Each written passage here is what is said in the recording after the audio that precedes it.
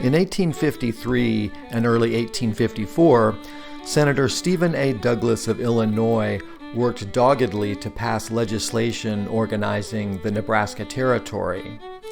He wanted to continue the United States' western expansion and for railroad and telegraph lines connecting California to the rest of the country to run through that territory. As historian William J. Cooper has written, Southern Democratic senators wanted the Nebraska bill drawn so that it did not exclude slavery from the Nebraska Territory.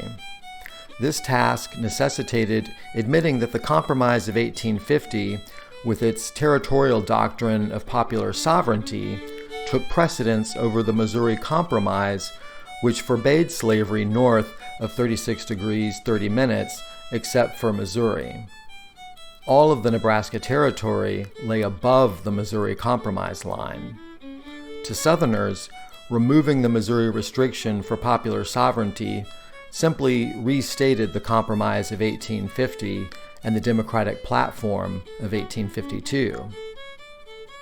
After much negotiation and arm twisting, Southern Democrats got President Franklin Pierce and Senator Douglas to agree to language declaring the Missouri Compromise inoperative and void. And on January 23, 1854, Douglas introduced the Kansas-Nebraska bill, which would organize the Kansas Territory as well as Nebraska. How did Northerners, especially abolitionists, react? Today I'd like to share a short excerpt from a long tub-thumping speech in New York by Theodore Parker, a Boston Unitarian minister and abolitionist. His speech was printed in the February 23, 1854 issue of the New York Daily Times.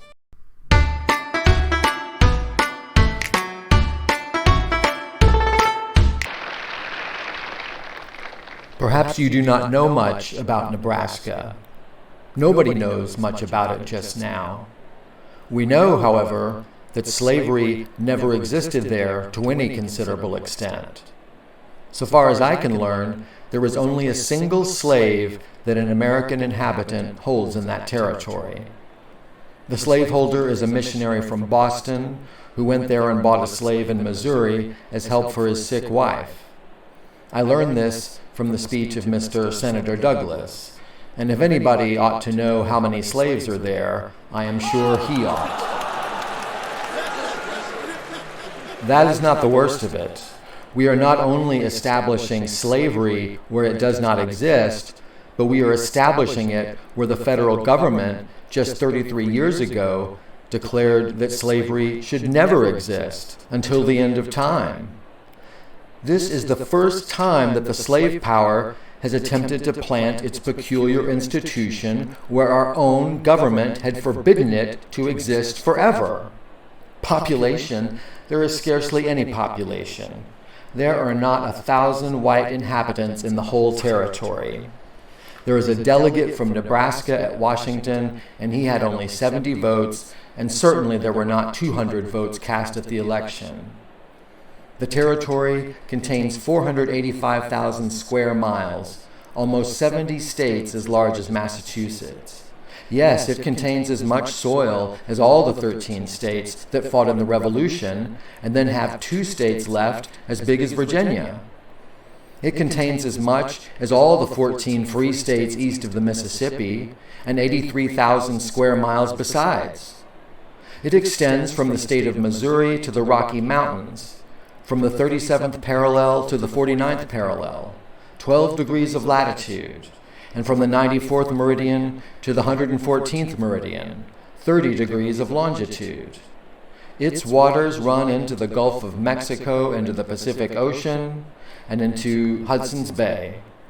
The great river, which drains its northwest corner, will carry its waters into Lake Winnipeg, and the blood of the toiling slave will stain even Greenland's icy mountains. And Captain Kane, in his philanthropic expedition in search of Captain Franklin, will furrow in the Arctic seas, waters that are darkened by the last great sin of America. The slave power has long been seeking to extend her jurisdiction. First, she wants to get new territory to give her new and direct power in the Senate and House of Representatives. That is one reason why she wants Nebraska to be a slave territory and ere long to be slave states. Next, she wishes to check the progress of the North, for in Nebraska presently, there will be a great flood of immigration, as formerly in Ohio, Michigan, and now in Wisconsin, Iowa, and Minnesota. And they will carry with them Northern industry, Northern ideas, and they will set up Northern institutions. There will be riches, there will be newspapers, lyceums, and perhaps anti-slavery lyceums and books. The South is afraid of that.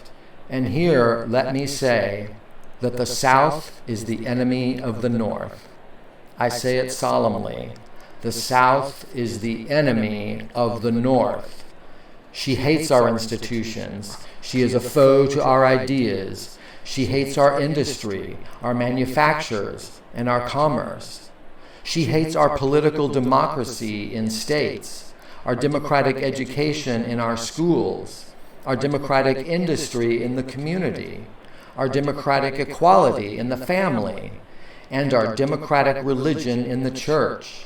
The South hates it. England is the rival of the North, always powerful, sometimes mean and dishonorable.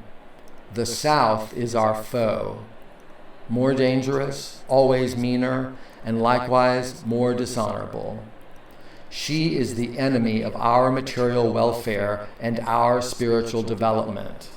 Our success is her ruin, and our welfare undermines her political superiority. It weakens her institutions, and it will destroy them. And accordingly, the South hates the North, hates the institutions of the North, the property of the North, the ideas of the North, and she hates also the men of the North. But she has one power, which is a very great one. She knows how to buy Northern men. And of all things that the North raises for sale, there is this most eminent: political men. The South has been beaten in one effort, and that was to extend slavery to Oregon. But she never surrenders. She still hopes to fix African slavery there. And as a step, she wishes to Africanize Nebraska.